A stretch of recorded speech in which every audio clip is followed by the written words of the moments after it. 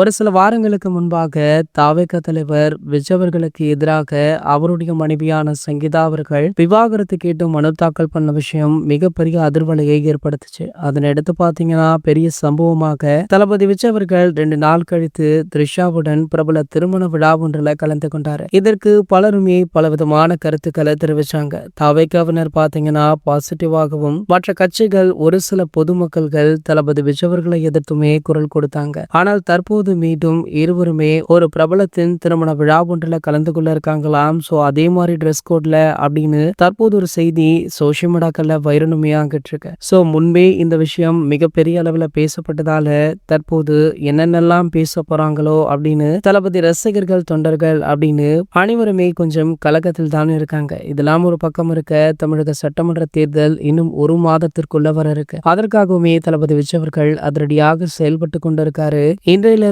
அவருடைய road show ஆரம்பிக்கலாம் அப்படின்னு இருந்தாரு. ஆனா தமிழக அரசாங்கம் அதற்கு அனுமதி கொடுக்கலையாம். மேலும் பாத்தீங்கன்னா இன்றுதான் தமிழக வெற்றி கழகத்துடைய அனைத்து வேட்பாளர் அறிவிப்பு அப்படின்ற செய்தியுமே வெளியாச்சு. இதனை எதிர்நோக்கியுமே ரசிகர்கள் மிகவும் ஆவலுடன் காத்துட்டு இருக்காங்க. இது போன்ற செய்திகளை பத்தி நீங்க உடனே தெரிஞ்சுக்க நம்மளுடைய சேனலை மறக்காம சப்ஸ்கிரைப் பண்ணிக்கோங்க.